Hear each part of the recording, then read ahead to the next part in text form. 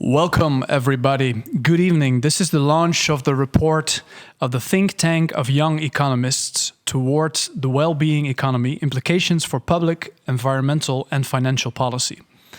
This report is a part of the larger project, the Future Markets Consultation towards a new market economy in Europe for future generations, led by Professor Govert Buijs and former Prime Minister of the Netherlands, Jan-Peter Balkenende, who will be joining us tonight as well. The insight from this report by young economists will be incorporated in the Balkenende report on the future of Europe's economy, which concludes this project tonight.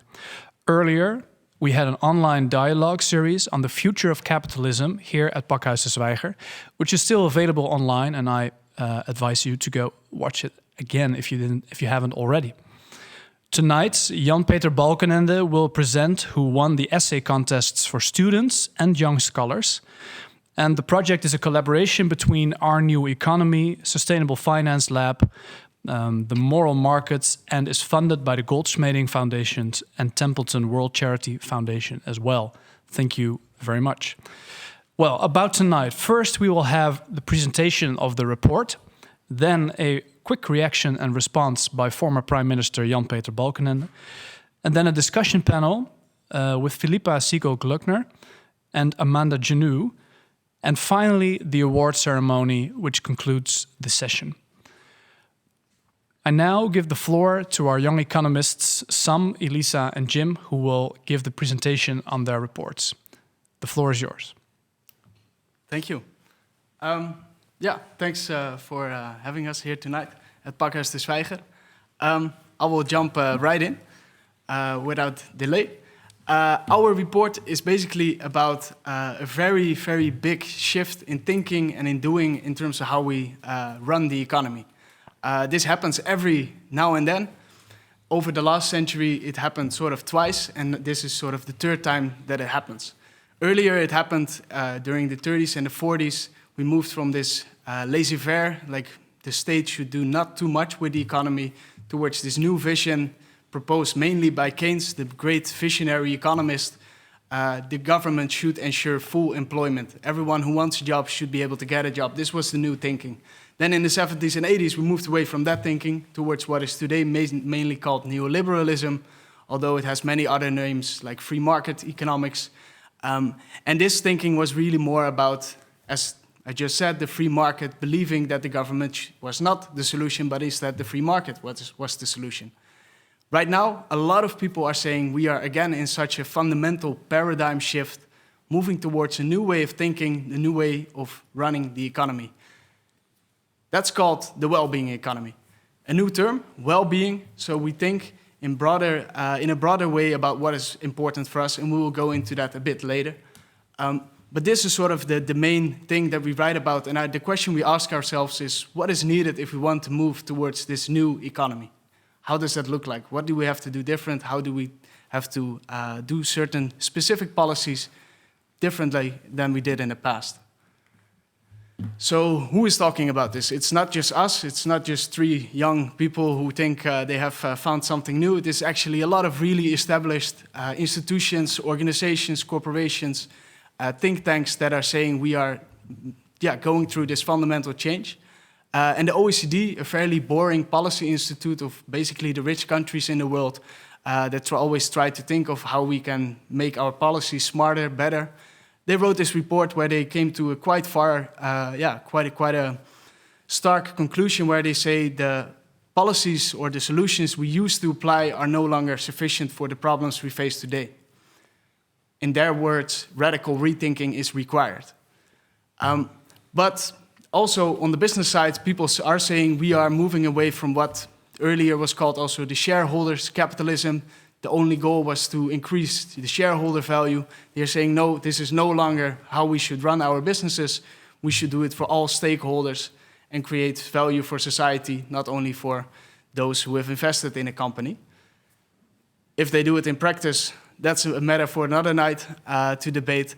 But there is also a group of governments forming that are saying we no longer focus on these old financial goals, we focus on broad well-being. And a Wellbeing Economy Alliance consisting of all these kind of organizations NGOs, and they are all pushing us to rethink how we run the economy. But what is it really? In our report, we break it down into two parts. The first part is a shift in ideas, thinking differently about the economy. And this is both on a more small and on a bigger scale. So in the big picture, if you look at one economy, let's say the Dutch economy, what is our goal? Is it GDP? Is it economic growth? Or is it well-being? And well-being is a very broad concept that includes both ecological sustainability, social equitability, but also not only sort of our material welfare, but also our mental health. Whether we are able to have free time after work, for example, and also whether we feel safe, whether we trust our neighbors, for example. So it's a way broader concept than just counting how many market transactions there are in the economy. The relationship between the economy and other aspects of society, but also of nature, also changes. It used to be sort of that these other aspects are more instrumental. We can use them to enhance economic growth. But within this shift, we sort of turn this around and we say, how can the economy help us to make society and nature flourish?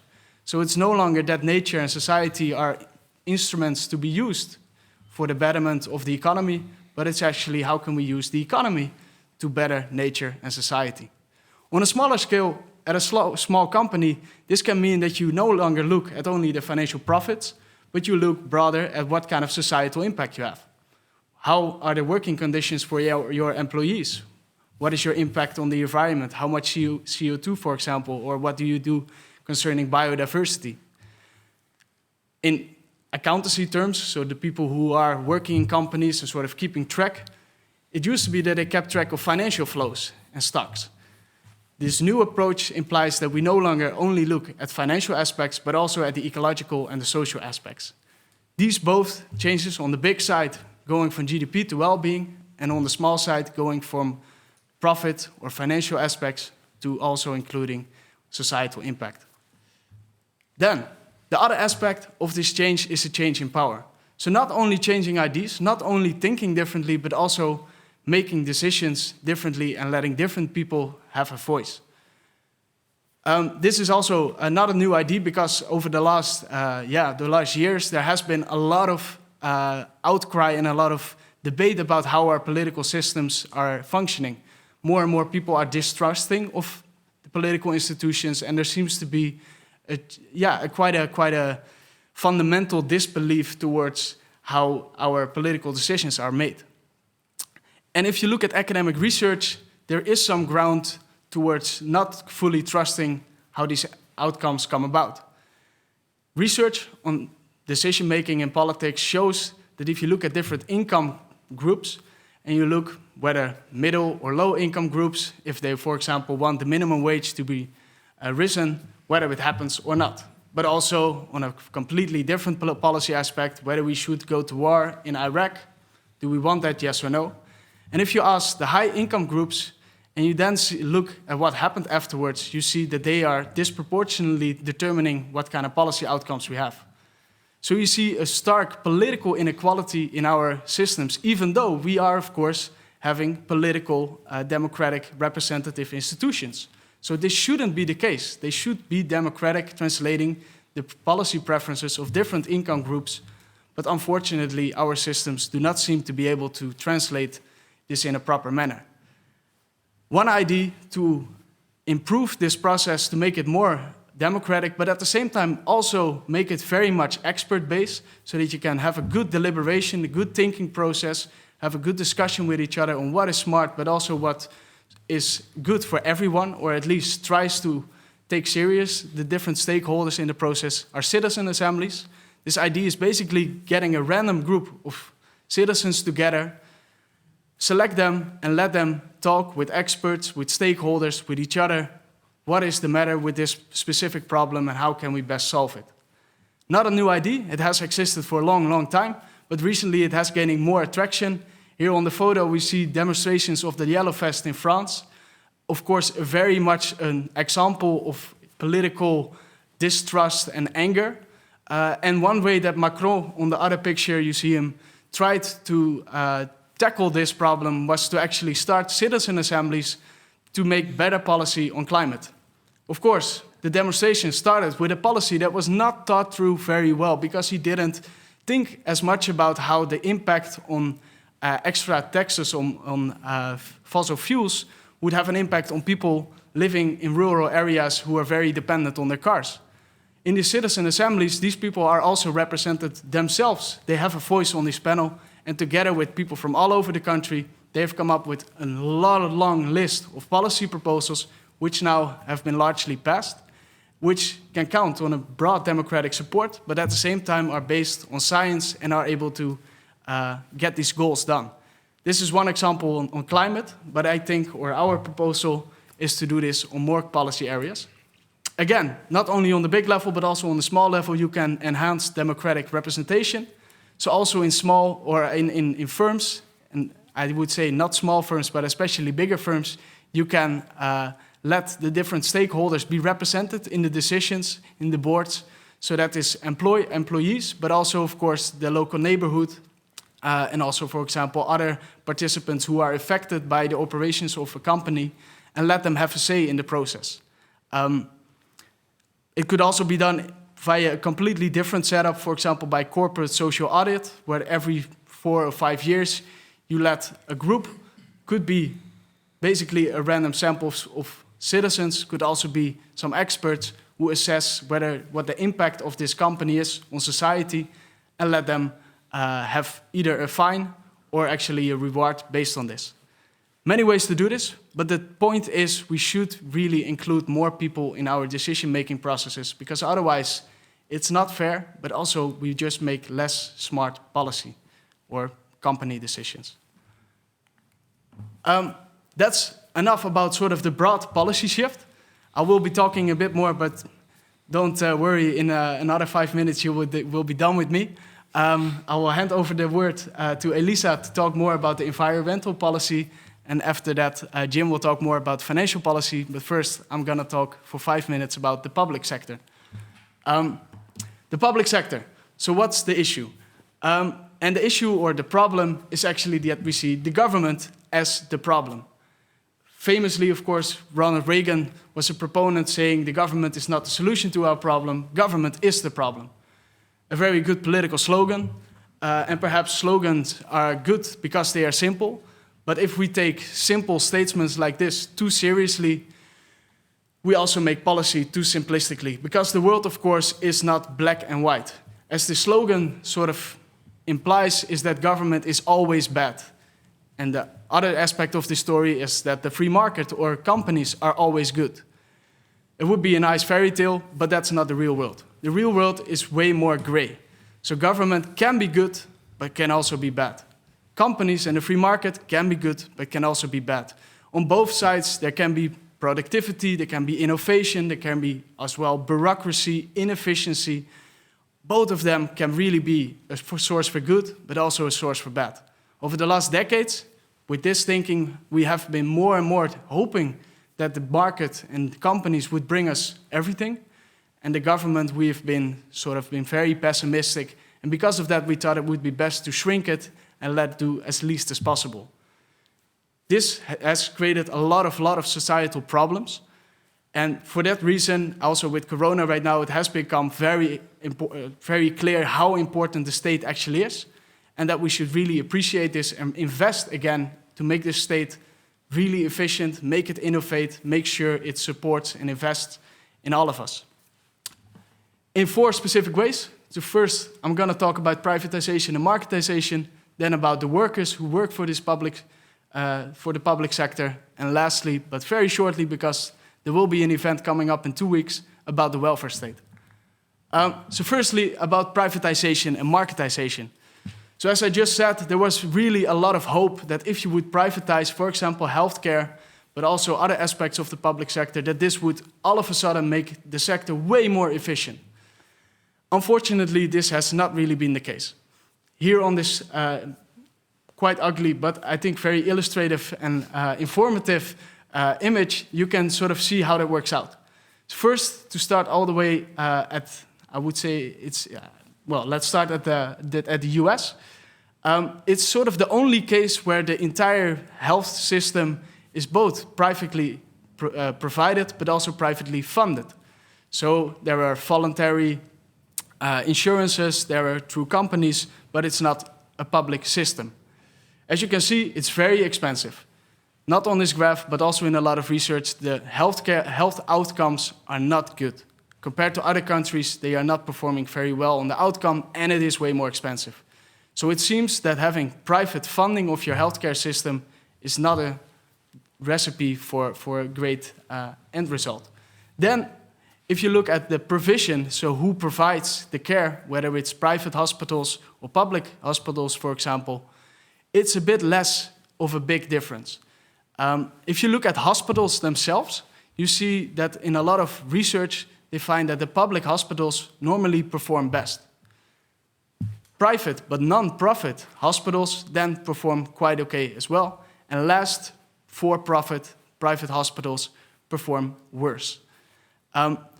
But if you look at more state systems, who does the provision? Here you see that the Bismarck system, which is sort of a mix, a bit private and a bit public, is a bit more expensive than the beverage, which is all public, but there is not a huge difference between the two. There are a bit more longer waiting lists on the beverage system, so you could say you pay a bit more for a shorter waiting list, but that's all nuances. So what should we do? Well, fairly simple, we should not privatize everything. And we should come back to these decisions where we haven't done it, and where it didn't work, we should reverse it and make sure that the system works again. I will go a bit quicker from now on because I'm already taking too much time. One really important aspect of the public sector is the people who work there, because it's not just a system, it's actual people who work every day. And these people, through their work, provide and create value. Often we think about taxes and the government as people in the private sector earn money, they create value, then we take that money away from taxes and then we spend it on healthcare and education. As if people working in these sectors don't create value themselves. And that's the greatest myth, I would say, over the last decades. Because actually, if you can see here, for example, the hospital cleaner creates a lot of social value with their work, which they are not being rewarded for. Here, the New Economics Foundation estimated that for every pound a healthcare cleaner earns 10 extra in social value are created. On the other side, there are a lot of people with high incomes. Here the example is given of an advertising executive. They actually destroy value, but they earn a lot. David Graeber made a very provocative statement saying, actually, the more valuable your work is to society, the less you will be paid for it. How can this happen? In jargon, we talk about externalities, things that are not incorporated in the price. So if I, for example, pollute the environment through my work, there is no price on that, perhaps, but there is definitely a cost to society, which is not reflected in the prices. That kind of issues really arise, and to tackle that, we should really pay the public sector workers, like these hospital cleaners, better to reflect their wages also in how they contribute to society. And last, very shortly, we will in 2 weeks go in more detail about how we should renew the welfare state. So how do we ensure the well-being of all of our citizens? And there are many new ideas becoming very popular also over the last year especially. Should we go for basic income? Should we go for basic jobs? Or should we extend basic services like healthcare? How should we do it? I'm gonna say or propose that we should think about smart combinations and not go for one solution, because probably that's too simplistic and will not solve all our problems. But please, if you're interested, join us in 2 weeks, and then I will hand over the floor to Elisa. Thank you, Sam. So the focus of this chapter is on ways in which the economics of environmental policy can potentially be transformative for an environmentally fair future. But before I dive into the problems, I would like to start with something that we usually tend to omit in these kind of policy reports or serious talks, namely the ideal, sustainable economic system for the future. I have here presented two key concepts or two key ideas that could characterize this system of the future. On the one hand, we should live within the limits of nature, because otherwise we are doomed to exhaust the very resources which sustain and enable this system to thrive. This means consuming and producing in a responsible way, respecting natural processes and putting technology also at the service of the environment. On the other hand, it is also important that this system allows humans to live with dignity and harmony with one another. The problem, however, is that we currently are confronted with an environmental policy which lacks transformative ability, and this may be explained by two possible underlying issues. On the one hand, we have excessive power concentrations, which halt the transition towards more sustainable practices. And on the other hand, we have a problem of clashing ideologies and politics, which perpetuate a divide and move away from pragmatic and sustainable solutions. 2 days ago, I came across this writing on the wall, in Dutch, but I will translate it to English. How can I consume green if my bank account is in red? This brings us to the issue of inequalities resulting from the energy transition, something that you may have noticed that was missing on the last slide.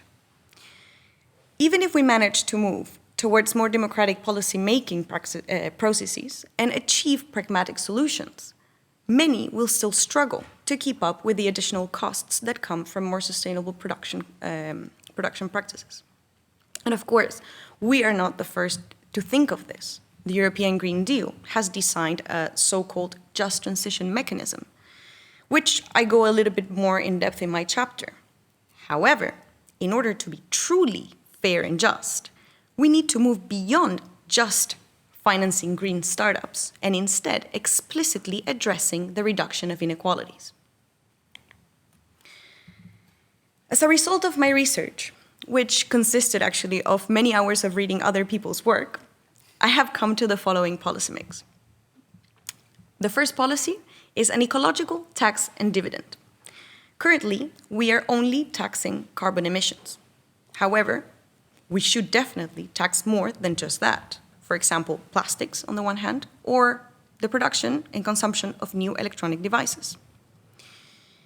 There is also, however, a need for redistribution. Is it fair to apply consumer-side taxes on all non-sustainable products? How would the bottom 50% of the European population afford to get gas to drive to work? Or how would it afford to maintain a nutritional and complete diet? The solution then is to create a dividend, which is then financed by the ecological tax, and additionally then is redistributed to the population, prioritizing, of course, those at the bottom of the income ladder. The next policy is mission-oriented industrial policy and guidance. Because directing investment towards sectors which contribute to real economic value creation, as well as to the ecological value preservation, for example, in the context of the transition to more sustainable practices, investments could potentially be focused on phasing out current polluting industries and transforming them into more sustainable ones. An example is the meat industry in Ireland, where investments could be directed towards developing actually plant-based protein industry, for example. This means that the state, under this policy, moves away from being, again in jargon, may I borrow from you, externality interventionist, towards a more catalyst role for innovation. Finally, I propose a prosumer economy. The term prosumer means that you become a consumer as well as a producer at the same time. This type of economy embraces collaboration, it reduces power concentrations, and it aims for a circular industrial model. Examples of this include, for instance, the home-based production of energy through solar panels or heat pumps, as well as, many of you maybe think this is a crazy idea, but also 3D printing from plastics, from which you can not only use in your own house, but you can also sell and generate some income. Finally, I just want to say that these policies are also able to be mixed together. The ecological tax can be used to also fund industrial transitions, such as the one that I just mentioned in Ireland, or also can be used to fund smart grids, which enable us to distribute the excess energy that we produce at the household level under a prosumer economy. So that was the ecological chapter. I give the word to my colleague Jim. Yeah, thanks a lot. Thank you. How does it work with these things? Okay. This thing is new for me. It's going to be quite a challenge to summarize the complete financial system in a couple 5 of minutes. minutes, but I will do my best. I will start with the slide of myself, of course. The ideal situation in our opinion. We think that in an ideal situation, the complete financial system will support the general transition towards a well-being economy. In this situation, money will be a means to an end instead of a goal in itself. And obviously, part of the first point, the financial sector supports and is facilitating and serves the real economy instead of the other way around. Then we go to the main problems that we see today. In contrast to the ideal situation, we see a financial system now that's too big. It has a negative dominant and decoupling function to the real economy. And unfortunately, it has become a goal in itself instead of a means to an end. The real economy in this way is too dependent upon the financial sector. And lastly, the financialization of our economy and of the way of thinking is problematic too, because we tend to look after financial goals instead of ecological and social goals. Then we go to the... Yeah. So I think there are 3 main sub-problems related to these main problems. First of all, the financial system enables wealth and power accumulation to occur in our society. The way it works like that is also pointed out by Piketty, that money, with money you can make a lot of more money than you do via labor. And we see an increasingly part of privately newly created money towards non-productive means. And with non-productive, I mean the to buy financial assets or real estate, which even leads to higher prices and even more inequality in our society. And with the COVID crisis, a lot of publicly created money via quantitative easing is being used to fuel indirectly the financial sector and big businesses as well, instead of fragile parts of our economy like the health sector. Secondly, the financial sector is dominating the real economy, like I said before. We simply don't have any system now which keep it as a supportive function. And we also see an increasing interaction between financial entities in itself. You call it shadow banking, of even 75% since 2008. And it's very important to know that these type of activities was the main problem to our credit crisis of 2008. And we still have the problem right now instead of fixing it in 2009. And the last one is an unsustainable public and private debt levels. If we look to the public debt levels, we see that now 80 countries are asking for financial support at the IMF.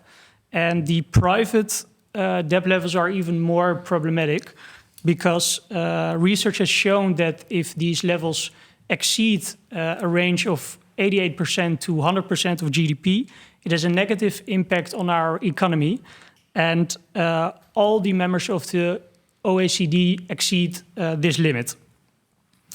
Within this privately debt, the non-productive privately debt is the biggest issue, like I pointed out earlier. So a lot of problems, but there are solutions too. I think the main point that we need to do now is that we move from a transition towards a function to a well-being economy, where we have a financial system that supports this aim. We have a guidance function towards production and innovation, and it can be seen like a catalyst of social and ecological development, which is desirable.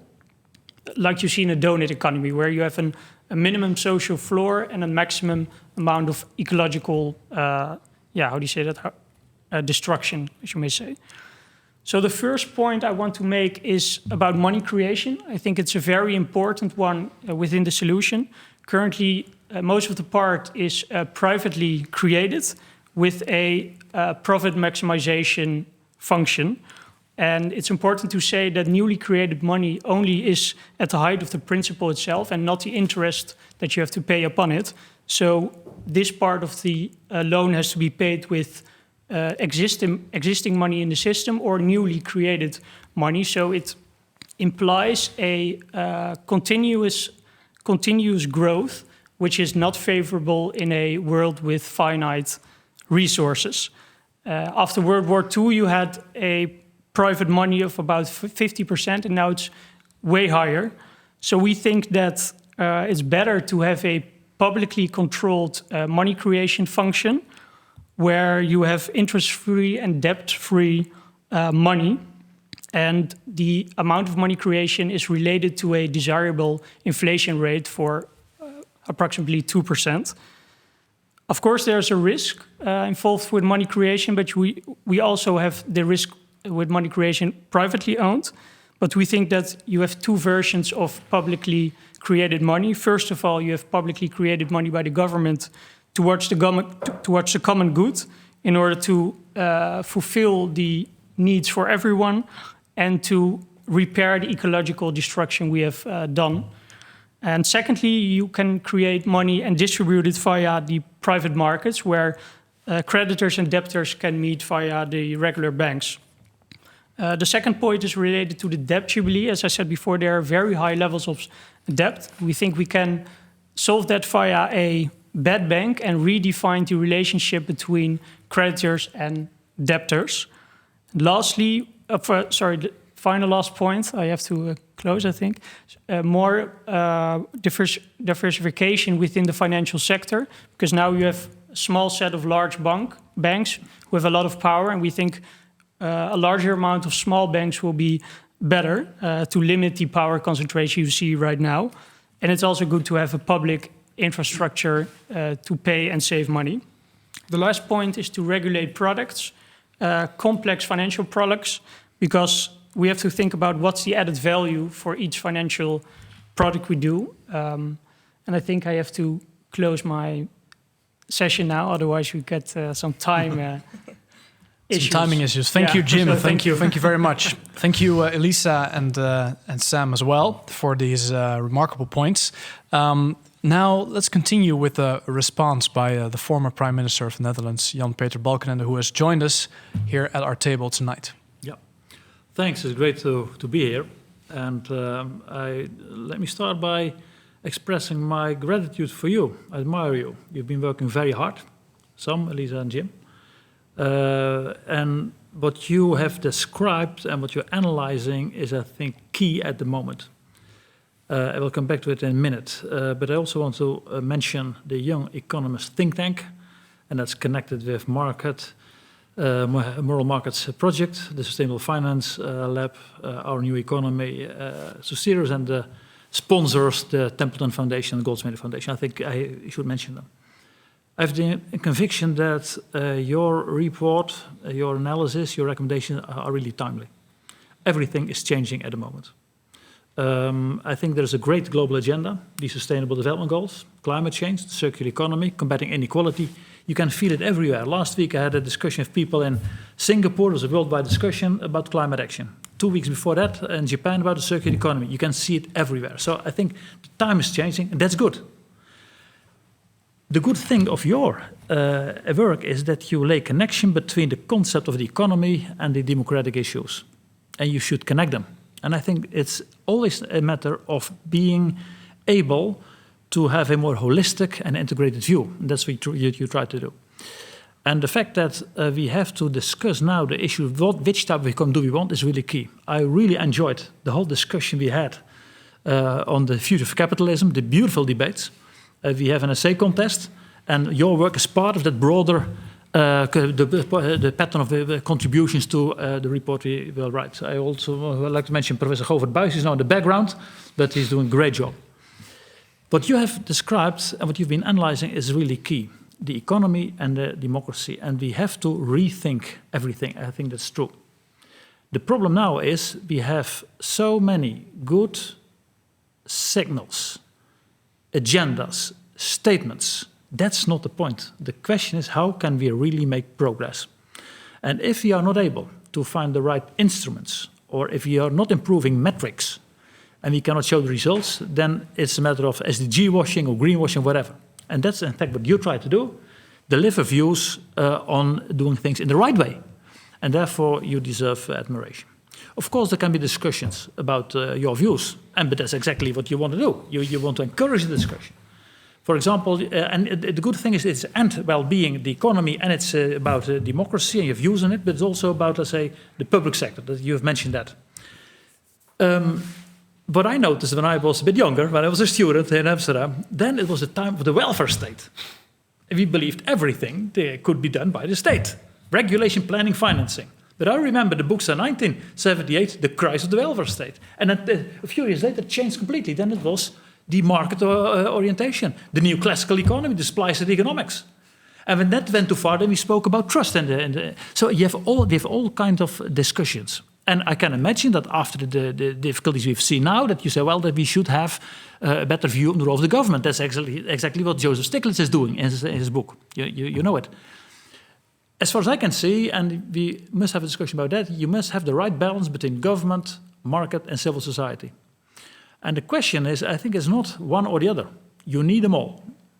And then the question is there an agenda that really helps? And I believe that if you really would be in line with the SDGs and climate change, circular economy, that can be helpful. So there's a thing we can discuss. Your point of the environmental issues. You can have a technical debate about what's it all about. What about the regulation regarding environmental issues? But I think you're right when you talk about power concentration. And when you talk about inequality, you must also have a more holistic view on environmental issues.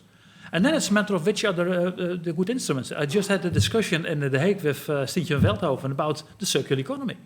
And if you talk about plastics, for example, there are good plastics and there are bad plastics. So you have to make a good division about these things, the technical aspects. But the more fundamental ones, which type of economic order do we have? And what about the most vulnerable people?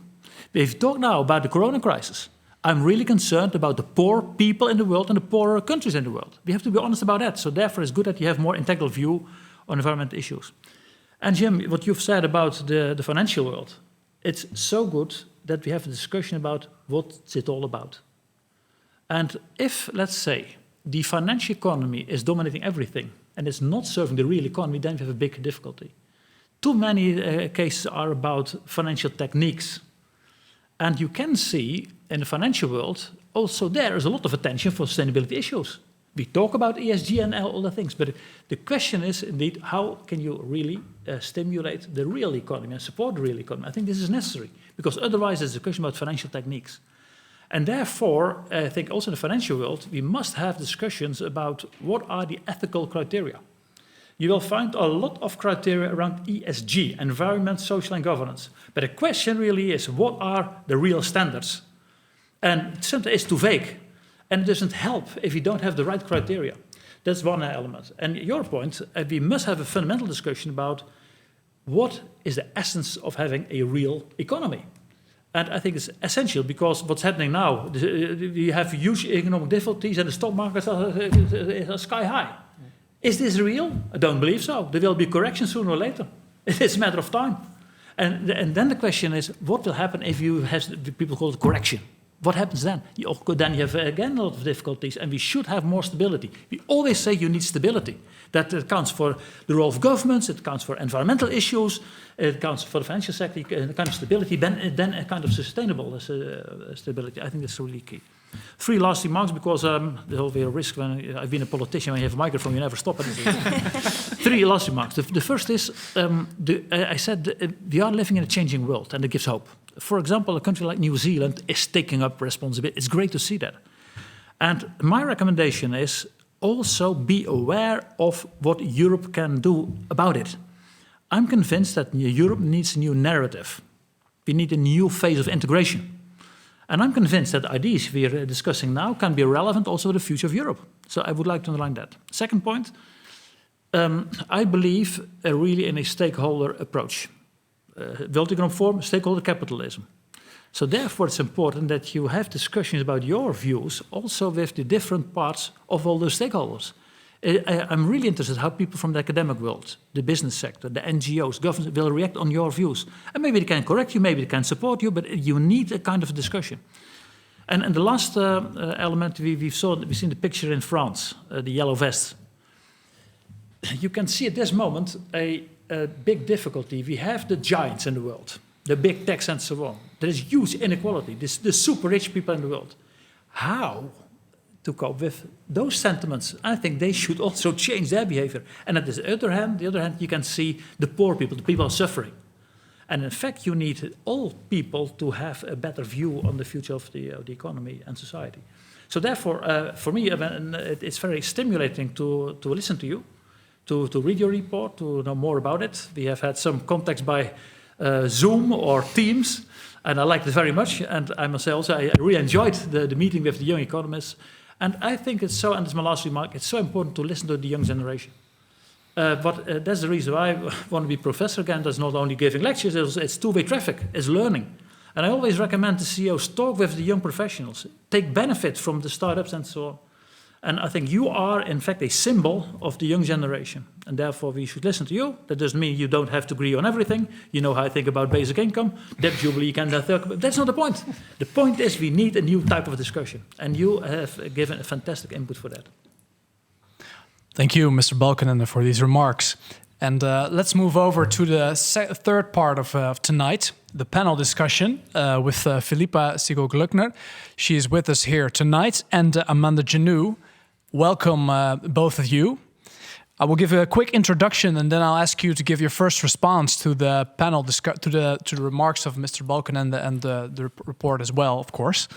Philippa Sigel-Gluckner, she is the director of the German economic think tank Deserna Zukunft.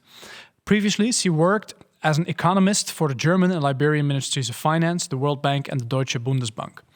And Amanda Janou is the Knowledge and Policy Lead of the Wellbeing Economy Alliance. And Amanda worked for the United Nations and the African Development Bank. And as a Fulbright researcher, she explored the relationship between international trade and informal employment. Mrs. Sigel-Gluckner, good evening. Let me just ask you to give your first response to the report. Sure. Well, thank you very much for inviting me, first of all. This is a very, very exciting initiative and great work that you're doing there. It was fantastic to read the report. I mean, I fully agree with the remarks earlier that we need a paradigm shift, if you want. We need big ideas. The ideas you've presented, or quite a list of ideas that you've presented, those are big ideas. So it's a fantastic frame to move from. And now, indeed, the interesting question is, how do you make all these things happen? And maybe also, how do you prioritize, or what issues do you focus on to push them forward yourself? Because that's one thing I've learned over the last years, is if you really want to drive change, you can't arrive with full bucket and say, please, we want all of this. And now someone else take it and make it happen. You know, it gets interesting when you become specific and you pick your ideas and you pick your fights. So I'm quite excited on where you're going next and how you're going to move on these specific issues. And I don't know, maybe we get a bit more to this in the discussion. And obviously, the ideas in the financial system I find particularly interesting, and I would have a couple of questions for you there. Sure. Before we move into that and go towards Mrs. Janou, just quickly, perhaps, what was the idea that struck you the most? Well... Oh, sorry, it was a question directed at Mrs. Sigel-Gluckner. And then I'll move over to Mrs. Janou. I mean, I guess, one of the ideas that struck me quite a lot, because it's quite unusual to have it on a report that focuses on well-being, is to replace the kind of money we have. Because you mentioned you don't want privately created money by banks. You want public debt-free money. So, yeah, I'm curious to hear about that. I mean, that would be a fundamental system change. And it's unusual to have that in a report focused on the well-being economy. All right. Well, maybe we can get into that later on. Mrs. Janu, your first response, please, to the report. Sure. Well, yeah, just first of all, huge congratulations to you all.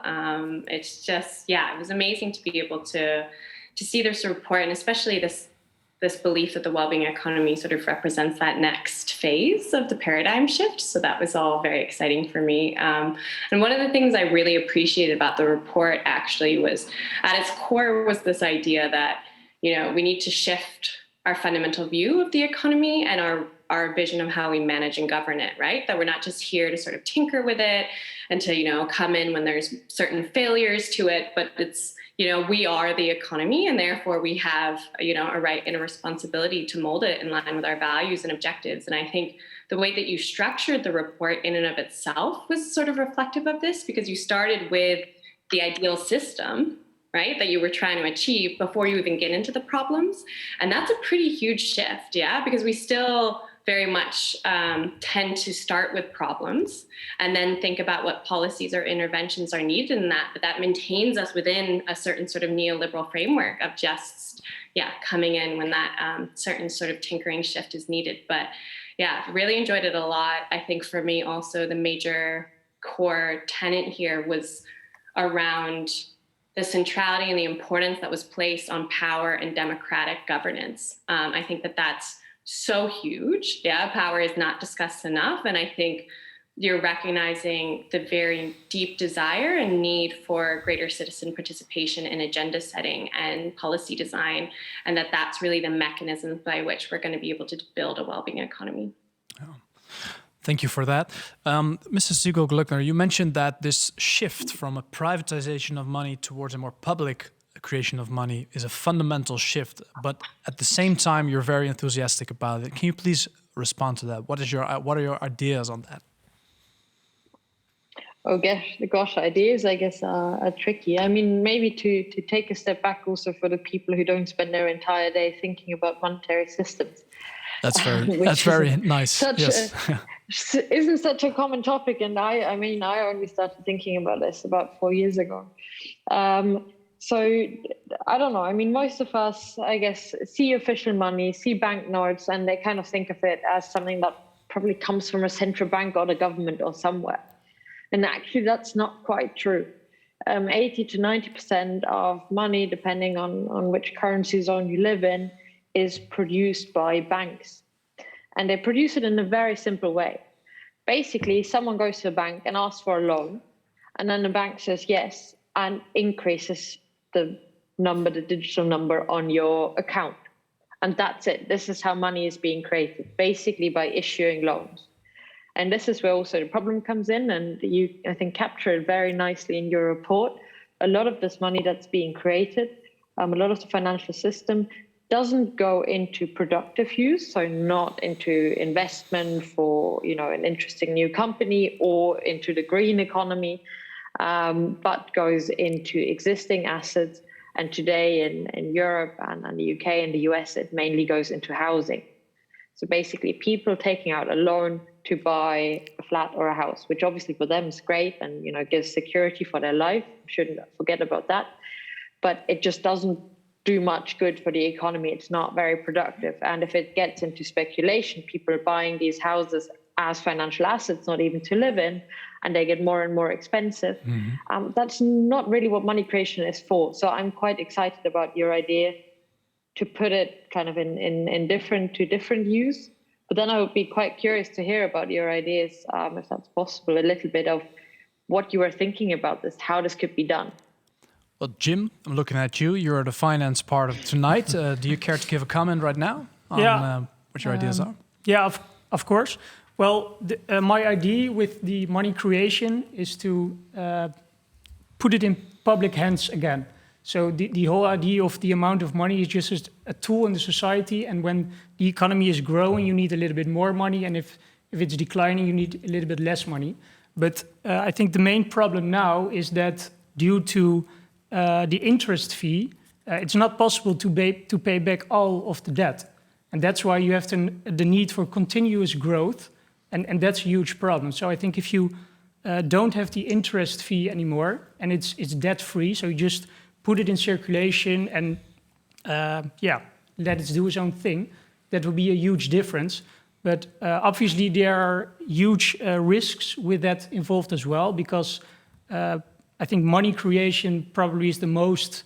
It's the best tool to get power. So you have to have a completely independent and 100% transparent entity who is able to create this. And when it's going the wrong way and you have too much money creation, you have to steer it back in the good way, because otherwise you have hyperinflation, like you have seen in Zimbabwe, for example. Mrs. Gluckner, your response to Jim. I mean, very, very interesting, and I tend to agree that public institutions, public banks maybe should play a bigger role. But you said it, money is concentration of power, and it's also quite tricky. I guess if we look at how China has developed, I think it's been very, very clever, the regime, at leaving a lot of the official rules and replacing it with control of the credit system.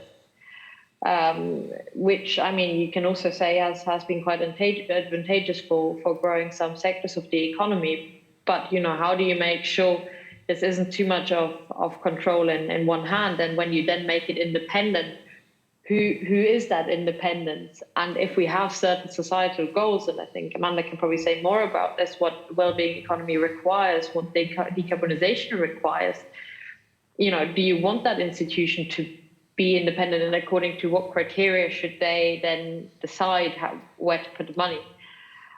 So I think this goes to the heart of actually the power question, the question of where do you want our economy to go, and what levers do we use in order to direct that? The final question, how could this lead toward an economy of well-being? I mean, if you ask me, I guess this could definitely lead to an economy of more well-being, because by having at least a little bit of publicly directed money supply, and to be honest, I mean, I don't know about the Netherlands, but Germany already has a very big state-run bank. You can fund investments that, you know, have societal worth, that give credit to worthwhile projects that maybe wouldn't get funding otherwise.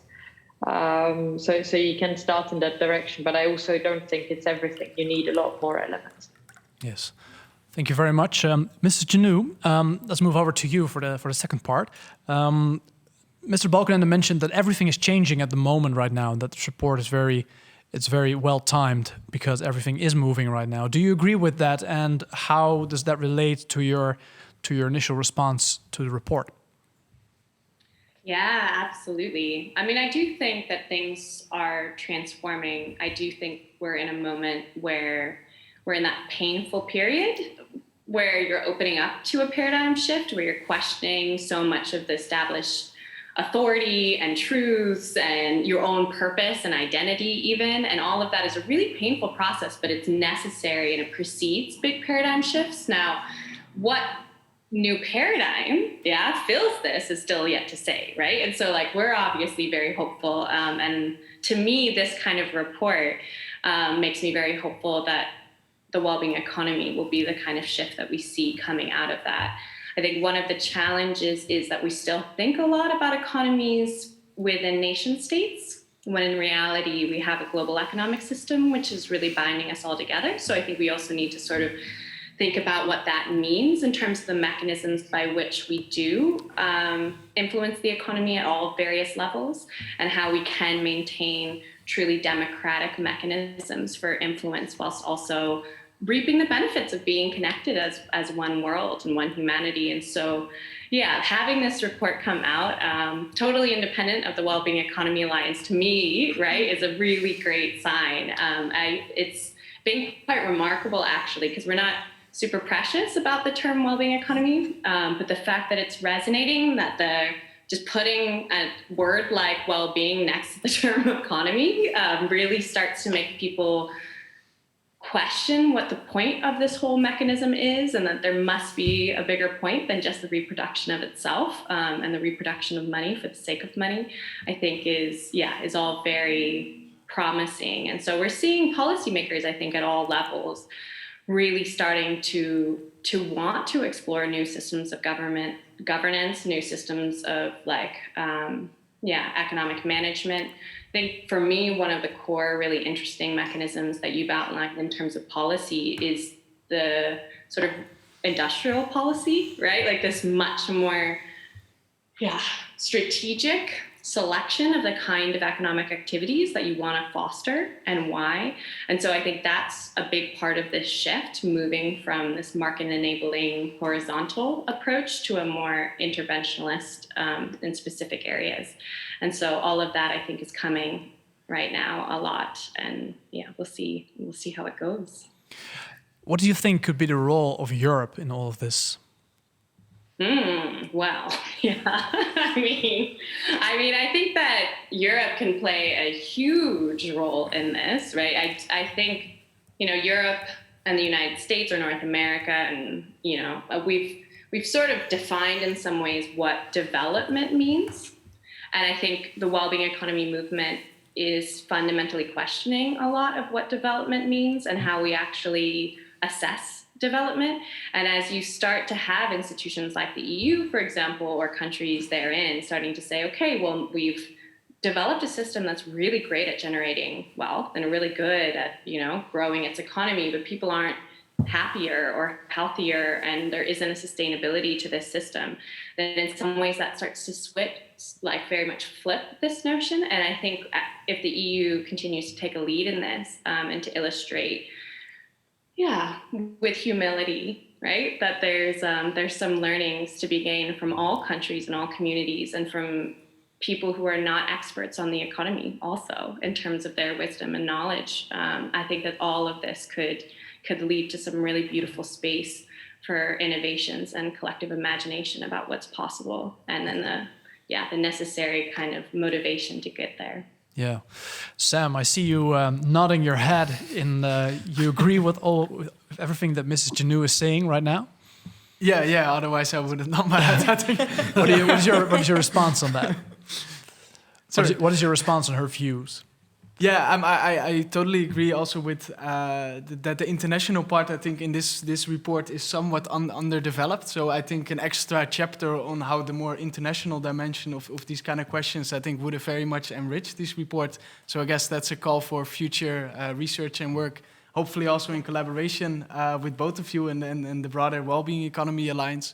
Because I think, as Balkenende already said, this is more a call for more discussion. I wouldn't say that this is sort of a list on things that we just have to check all the boxes. No, this is sort of trying to start more of us thinking about this shift in these different sectors and many other sectors that we haven't included so far. So, yeah. Well, that's a very beautiful invitation already for the both of you to join Sam, Elisa, and Jim in their future consultations on moving towards a well-being economy. So thank you for the both of you for being here with us tonight, and congratulations, the three of you, of course, on the report. But now, of course, the moment we've all been waiting for, we have to move towards the award ceremony, which will be. I will hand over the floor to Mr. Balkenende, who will announce who has won the essay contests. Yes, and I will do it in a very nice way. I will not reflect on what has been said. It's so stimulating to be here. Let's say if you talk about, let's say, the concept of the nation state. 9 years ago, Paracana, he wrote a book, How to Run the World, and he said the nation state, the concept is fading away because we have new alliances. And a few years later, the nation state is back. People are complaining about Europe, but read the newest book of Professor Rob de Wijk, The Battle on Europe, and you see a much more positive approach. So things are changing rapidly, and this gives hope for changes. This brings me to the outline of the jury report essay contest. Future Markets Consultation. And this is the report of the jury, and I will read it, and I will also come back to all the people who have been mentioned. Last year, we invited essays with ideas on a sustainable and just market economy with a special focus on Europe. We invited contributions in 3 categories: bachelor students, master students, and young scholars. Unfortunately, the bachelor students turned out to be still a bit too shy to send in contributions, so here the number of essays was too low to award the prize. In both other categories, almost 15 essays were received. First of all, the jury would like to cordially thank all the contributors for their efforts to think, to do research, to write, and above all, to inspire us with their stimulating contributions. The essays provide great input for our final consultation report, which we will publish later this year. We would have liked to officially hand out a check to the winners, but given the circumstances, we have to limit ourselves to announcing the names of the winners in absence. And of course, the prize will be transferred later on. Then the first category, the master students. In the category of master students, the jury has nominated the following essays in alphabetical order of last name of the author. Luca Blankenvoort, Wageningen University, the Netherlands. Mark Beckman, Vienna University of Economics and Business, Austria. Camilla Posada, Wageningen University from Colombia. Michiel van Veluwen, Utrecht University, the Netherlands. Martijn de Vries, Free University Amsterdam, the Netherlands. We will briefly share the topic of the essay and the findings of the jury with you before announcing the winner. First, Luca Bredevoort wrote an essay titled Circular Economy and Degrowth for Environmental Sustainability, a strong, passionate plea for a degrowth strategy for our economies. The essay of Mark Beckman is titled The Democratizing Potential of a Digital Europe. Beckman makes a very specific proposal to transform the financial sector, managing to link this to broader themes such as inequality and sustainability. Camilla Posada wrote an essay titled A New Rule Book for a New Transition that gives a more general overview of the challenges we face and combines a bird's-eye view with interesting, more detailed proposals for renewal of our economies. Moving forward and finding balance in a dynamic system was the topic of Michiel van Veluwen. This essay takes a broad view on the future of the market economy, establishing a connection between topics such as COVID, the banking sector, and the environmental crisis, and asking for a smart approach towards systemic change. Finally, Martijn de Vries argued that the challenge for a future economy that promotes human flourishing is broadening what economists value, which is an interesting attempt to use the so-called capability approach of Amartya Sen to a new use in the sustainability debate. As always, when you have such interesting essays, it is very hard to choose a winner. Each essay has qualities and weaknesses. In the end, a decision was made to grant the prize in the category of master students to one essay that was nicely balanced, providing clear linkages between insights from the past and future policies, combining overview with clear proposals in various domains. The winner in the category master students, endowed with €1,250, is Camilla Posada from Colombia. Congratulations, Camilla.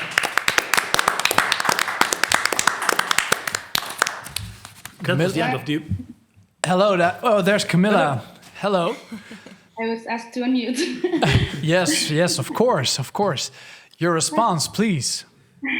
How do you feel? I think my heart is like beating a little bit fast, but wow, I'm extremely honored, and it was an extremely interesting process to write it, to think about these topics. I attended quite a bit of the seminars on the future of capitalism, which inspired a lot of the thoughts, and that was a big part of it. And the whole process, what we've seen here tonight, is something that I'm very happy that is happening. And I thank you very much for liking my essay. I'm very, very honored, and I congratulate the process that has been happening with the consultation. Thank you very much. Great, thank you as well. Now, due to time, we have to move over to the next, because we have another prize which is coming someone's way. Otherwise, I would have said something about Wageningen University. It's really great. Sometimes it's difficult with pronunciation, Wageningen and so on, but Wageningen University and research.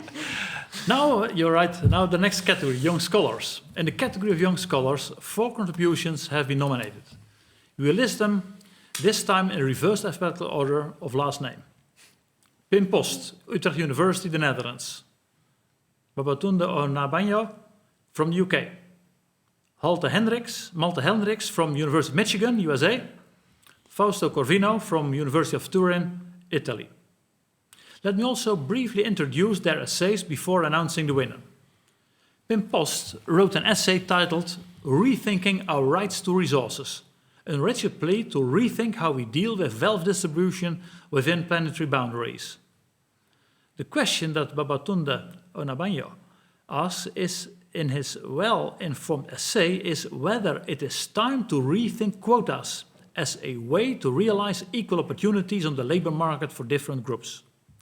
Malte Hendricks wrote an essay titled Laissez-concurrencer, which makes a strong case for better markets rather than abandoning markets as a solution to the challenges of sustainability and inequality. Finally, Fausto Corvino wrote a paper with the title A Fair Allocation of the Costs of Precarious Employment, a Proposal for Europe. It is a highly original essay that tackles an urgent societal challenge, that of the uncertainty that comes with deflexibilization. Although the jury highly appreciated all these 4 essays, there was a clear winner that stood out from the rest. We applaud this essay for the originality as well as the quality, which were considered both outstanding. The essay comes up with 2 different yet complementary proposals, namely 1, to loosen the guarantees protecting real estate and financial rent, and 2, a peer-to-peer evaluation system for precarious workers. It is a well-written and well-argued and keeps the reader interested all the way through. The winner in the category Young Scholars endowed with €1,750 is Fausto Corvino from Italy. Congratulations, Fausto. Thank you very much. Thank you very much. I'm really honored to be awarded this prize. Actually, this is also a kind of autobiographical paper, being myself a precarious worker. And actually, many people tend to confuse the situation of poverty with precariousness. So I'm particularly happy to have proposed an argument about the injustice of precariousness. So thank you very much. And I'm really, really honored. Thank you, Fausto, for your response. And congratulations on winning the essay as well. Thank you. Thank you very much. Good luck. Well, thank you, Mr. Balkenende. This concludes our tonight's session, at least the English-speaking part. I would like thank everyone for watching. Thank you as well for watching the Future of Capitalism series as well. And if you haven't already, you can go to the Pakhuis de Zwijger site and rewatch them again. And lastly, on the 29th of April at 8 o'clock, there will be a new session, Renewing the Welfare State. Sam has already mentioned that. Please tune in. You can find the link on the Pakhuis de Zwijger site there as well. Hope to see you there as well. And for now, good evening.